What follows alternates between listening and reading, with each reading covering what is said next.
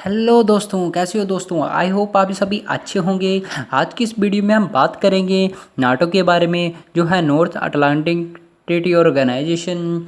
ये कैसे बनी, इसको किसने बनाया और टिल प्रेजेंट इसकी क्या दुनिया में इम्पोर्टेंस है, ये कैसे वर्किंग करती है।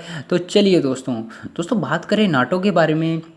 तो ये ट्रीटी ऑफ वर्सलाइज के तहत बनाई गई, जो कि 1948 में साइन की हुई थी और 1949 में ये लागू हुई। जी हाँ दोस्तों दोस्तों शुरू में इसमें यूके था, नीदरलैंड था, बेल्जियम था, फ्रांस था, लैक्सेमबर्ग था, यही देश थे। लेकिन धीरे धीरे 1955 आते आते इसमें यूएस आ गया, जैसे कनाडा, इटली, पुर्तगाल, आइसलैंड वगैरह के देश आ गए। जी हाँ दोस्तों, और धीरे धीरे ये 30 देशों का अलाइंस, टिल नाउ प्रेजेंट ये 30 देशों का अलाइंस है। ठीक है दोस्तों, नाटो में पॉलिटिकल मिलिट्री के बारे में डिस्कशन की जाती है, कलेक्टिव डिफेंस के बारे में बात की जाती है, पार्टनरशिप डिस्कशन की जाती हैं, साइबर टेररिज्म के अगेंस्ट बात की जाती है और टेररिज्म के यूरोप में टेररिज्म के खिलाफ भी बात की जाती है। जी हाँ दोस्तों, तो बनाने के पीछे तो अमेरिका ही था। जी हाँ दोस्तों दोस्तों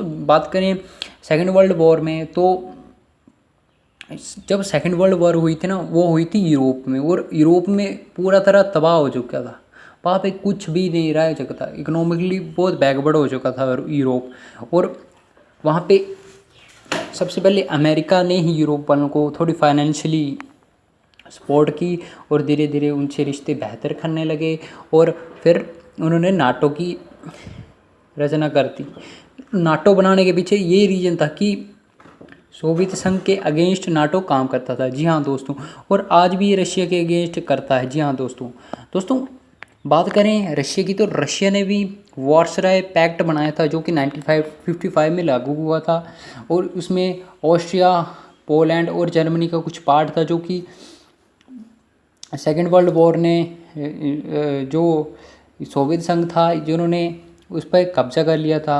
जी हाँ दोस्तों, और 1991 जब सोवियत संघ टूट, तो उसके बाद ये वार्सराय पैक्ट भी उसके साथ ही ख़त्म हो गया। जी हाँ दोस्तों दोस्तों बात करें नाटो के, तो नाटो देश में ये वर्किंग ऐसे करता है कि अगर कोई भी कंट्री, ये नाटो कंट्रीज़ होगी, जैसे टिल प्रेजेंट तुर्की इसका पार्ट, तुर्की भी इसका पार्ट है, कोई भी नाटो कंट्री हो, जैसे फ्रांस में कोई अनदर कंट्री, नाटो के अलावा कोई अनदर कंट्री हमला करती है, तो ये नाटो देश के जो 30 कंट्रीज़ होंगी ना, जैसे France, Ireland, Finland, Bulgaria, Austria, पुर्तगाल, हंगरी, ग्रीस वगैरह जो भी कंट्रीज़ हैं, इसके अगेंस्ट समझा जाएगा। और ये जैसे फ्रांस पे हमला हुआ था, अकेला फ्रांस नहीं इस पे कार्रवाई करेगा, ये सभी नाटो कंट्रीज़ उसके अगेंस्ट फाइनेंशियली, मिलिट्रीली काम करेंगे। फाइनेंशियली नहीं, फाइनेंशियली तो पता नहीं, पर मिलिट्री कार्रवाई जरूर करेगी। तो ये है नाटो। आप बोलेंगे कि अमेरिका तो रहता लड़ाई करता करता 24 घंटे लड़ाई में करता है। मान लीजिए जैसे जैसे सऊदी अरबिया हो गया, कुवैत हो गया, और यहाँ पर अमेरिका ने खुद की जो अपनी मिलिट्री है डिप्लॉय कर रखी हुई है। अमेरिका अभी भी इराक हो गया, अफ़गानिस्तान अभी भी युद्ध लड़ रहा है वहाँ पे, तो वहाँ पे भी आए दिन अमेरिका पे हमले हो रहे हैं। तो नाटो क्यों नहीं कुछ कर रहा? जी बहुत बड़ी वो रीज़न है। देखिए नाटो ऐसे काम नहीं करता।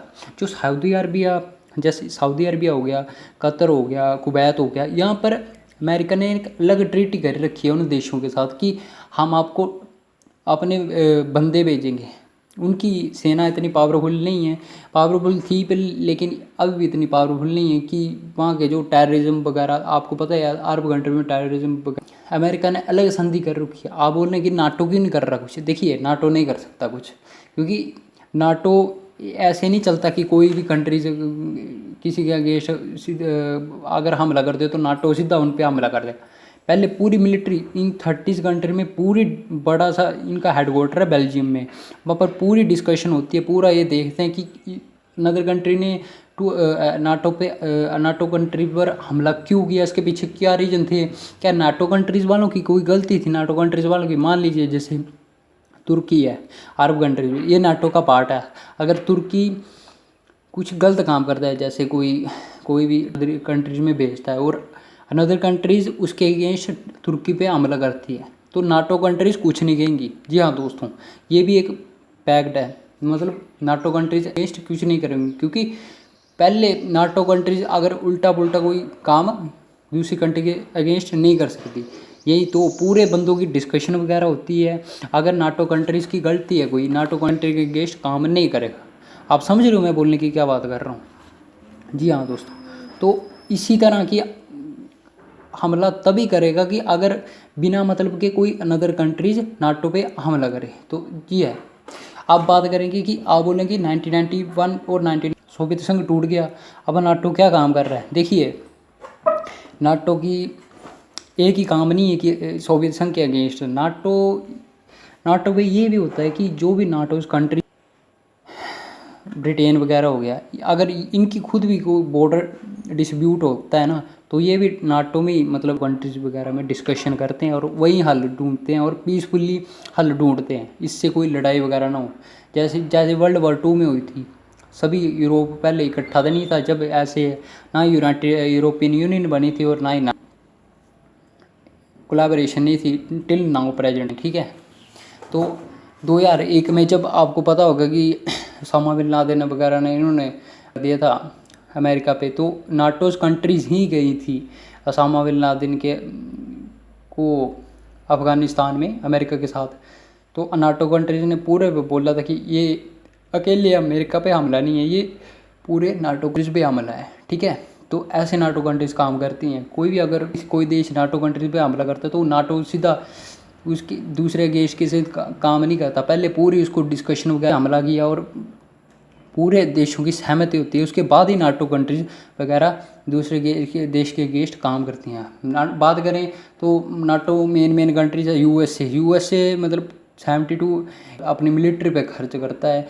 बाकी बात करें जर्मनी, फ्रांस, ब्रिटेन, ये मतलब कम ही खर्च करते हैं, 60 to 8% वगैरह कुछ हर साल मतलब खर्च करते हैं। नाटो पे ये हुआ था कि हर साल मतलब आप अपनी मिलिट्री पे ज़्यादा से ज़्यादा खर्च करेंगे, इसलिए कि इसी वजह से यूएस में नाटो की ज़्यादा इम्पोर्टेंस है।